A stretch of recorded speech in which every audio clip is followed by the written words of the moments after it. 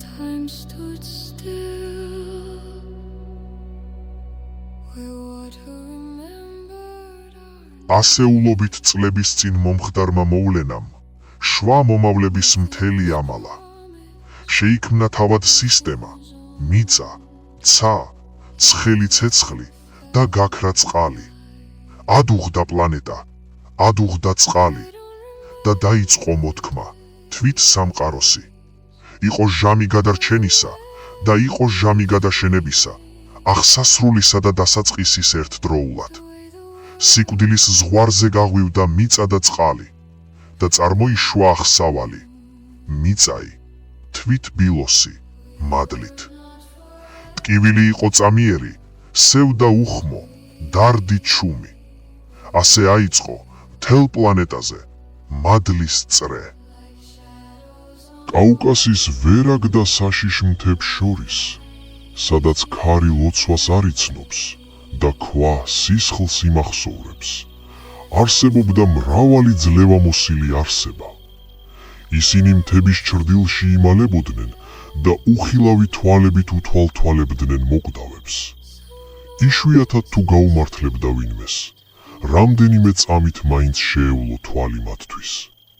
ხილვა, რომელიც მოკდავთათვის აკრძალულ ნაყოფს გავდა. კავკასიის ველურ მთებში არსებობდა ტყის მფარველი და ამავე დროს მათი მსაჯული, კარას შვილი, სახელად დალი, მოკდავთა სულების მკვლელი, გულების ქურდი და მაინც ტყეთა მცველი. დალი მიაბიჯებდა ბობოქარ მთების ძირას, იქ სადაც ბილიკი ქრება და დაბრუნება აღარ არსებობს. იგი ფიქრობდა, არა როგორც მოკდავი, არამედ როგორც მშიერი ღმერთი.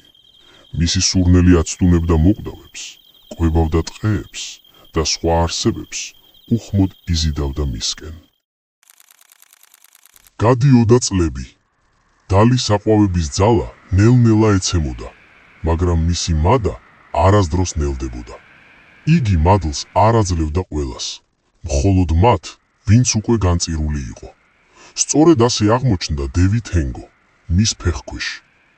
დალის შეხება იყო არა წყალობა, არამედ განაჩენი.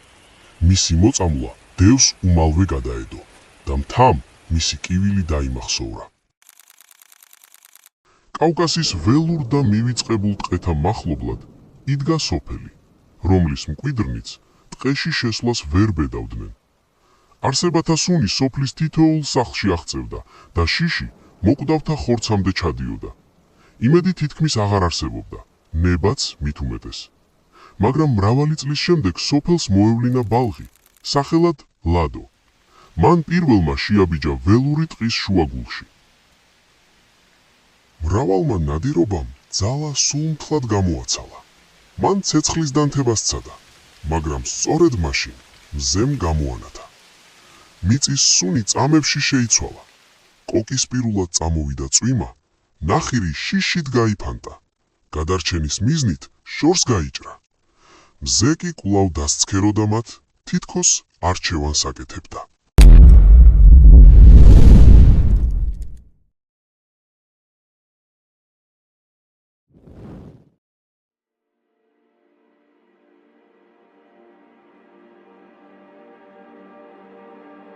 კაუკასის დიდებული მთები ოდესღაც დალოცვილი და მადლიანი იყო.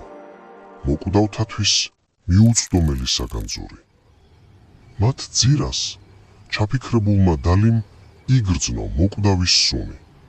დიდხანს იფიქრა და მაშინ ლადოს წინაშე გამოჩნდა. მისი სილამაზის დანახვის წამს ლადომ სუნთქვა შეიკრა. წინ გაიჭრა. მერე უკან დაიხია. ბოლოს გაშეშდა. გაოგნებული უყურებდა მას და ხმა აღარ ქონდა. ხოლო დალი იცინოდა დიდებულად. ისე როგორც მხოლოდ ღმერთს შეჰფეროდა. უეცრად კადრი შეიცვალა. ბუნებრივად, ან იქნებ მოულოდნელად.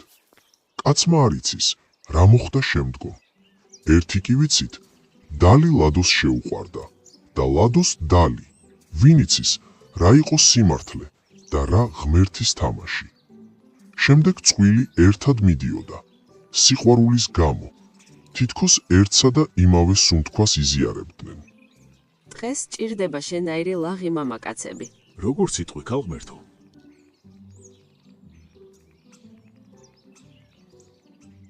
უეცრად, დალიმ ლადოს ხელი დაადო და მის თავში წავა. ეს ელვას გავდა, მაგრამ არა ზევსის, არამედ დალის წყევლას. გადიოდა წლები, წყვილს უკვე ერთი ბალღი ჩაესახა.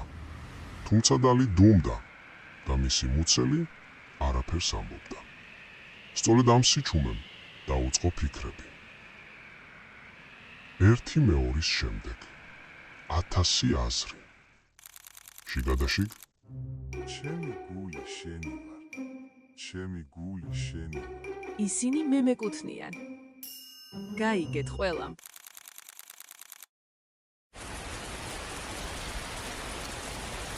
წყვილმა იხილა ასობით თავგადასავალი, წარმოდგენები, ილუზიები, განსაკუთრებით ჩანჩქერი, რომელიც ერთდროულად 7-იც იყო, და უცნაურიც. შავ-თეთრ ილუზიაში ახალ ხიბლს იძენდა ყველაფერი. მისი სანატრელი სურნელი და ხმები არასდროს აუწყდებოდათ.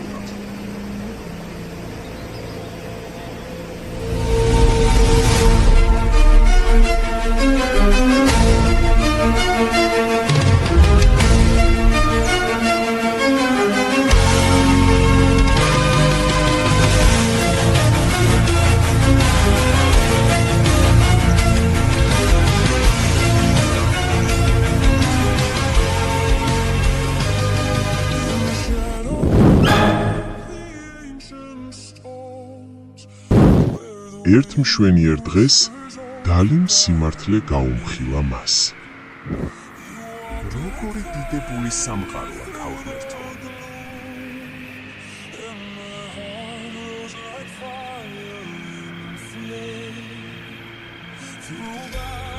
ლადო, ატარა გვეყოლება. ატარა ბიჭი. ლიმპია. ლადომ გახარებისგან ხმა ვეღარ ამოიღო, მაგრამ ამ სიხარულს სხვა ამბავიც დაერქვა. მოკვდავებმა შეატყობინეს, რომ ლადოს ვიღაც სოფელში ეძებდა. როცა ლადო მიხვდა, რომ ბალღი ეყოლებოდა, ღიმილი აღარ ჰქონდა. მის გულში არსებული კრისტალი უარდა. ანათლა, თითქოს თავად სიცოცხლე პასუხობდა. ისევ მამაკაცი, მაგრამ ამჯერად უცნო. ფიქრი, რომელსაც სახელი არ ჰქონდა. Rise like ghosts at twilight's cold, clash with fate, where shadows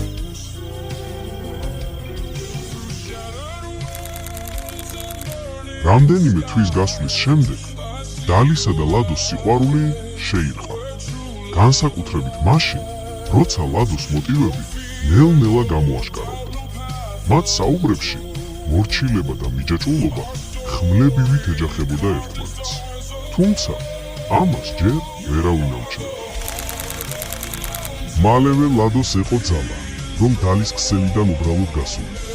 თითქოს არა დალი, არამედ ლადომ გააბა ქსელში დალი და როცა მოსწყინდა, უბრალოდ მიარგო. არავინ იცის რეალური მოტივი.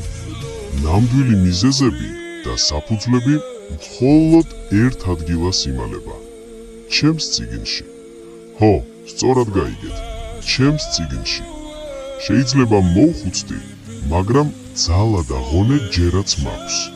ხმა ხომ მაინც ახალგაზრდასავით მომიგავს. სად გავჩერდით? ხო. ლადო დაბრუნდა თავის დაბადების ადგილზე. ეს იყო საკმაოდ ტიპიური სოფელი, ტყის შუაგულში გაშენებული. მოკვდავთა სოფელი ისეთი იყო, როგორადაც შეხედავდი. როგორც შეხედავდი, ისე დაინახავდი. სოფლის მკვიდრნი საკუთარ კულტურასა და წესებს ხმამაღლა ატარებდნენ, მაგრამ მათი თვალები დიდად მადლიანი არ იყო. განსაკუთრებით მაშინ, როცა ახალ მოსულს დაინახავდნენ. მათი მისალმება სიგნალს გავდა. მონეტები დაემალათ, რომ არ დაეკარგათ, ხოლო ძაღლები ერთმანეთზე გადაბმულდნენ, ჯერ უკან იხევდნენ, მერე კი წყლის ტალღასავით წინ გარბოდნენ.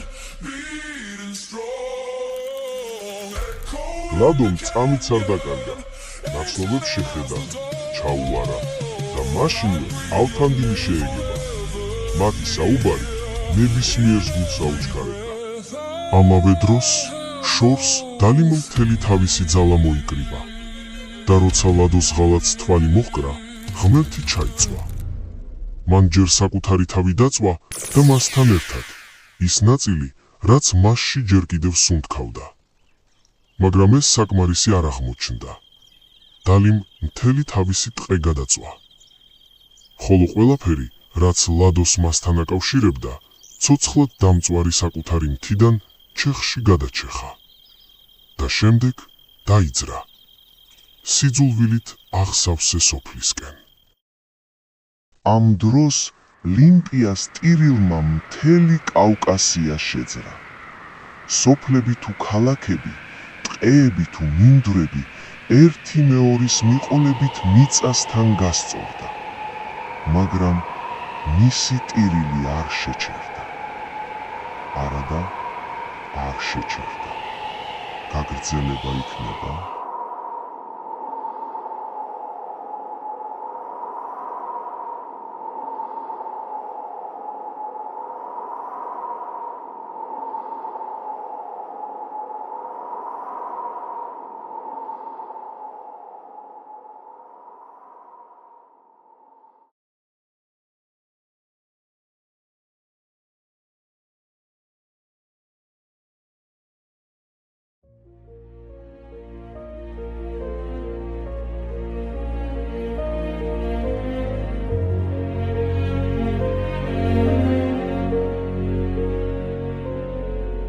I loved you before the world had names, before the mountains learned to burn, when gods were silent and fate was still afraid of us.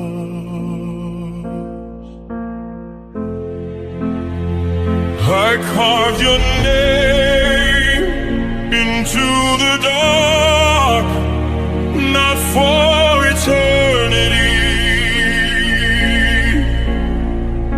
but so the night would remember what we were brave enough to feel.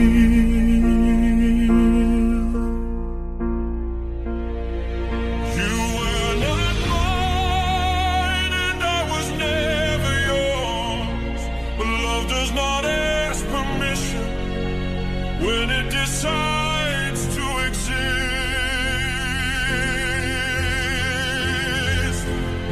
If I fall, let it be into your shadow. If I burn, let it be by your light. They will call this a legend, they will call this a curse, but they will never know how gentle destruction can be. When the earth breaks and heaven turns away, say my name, not to save me, but to prove I was real.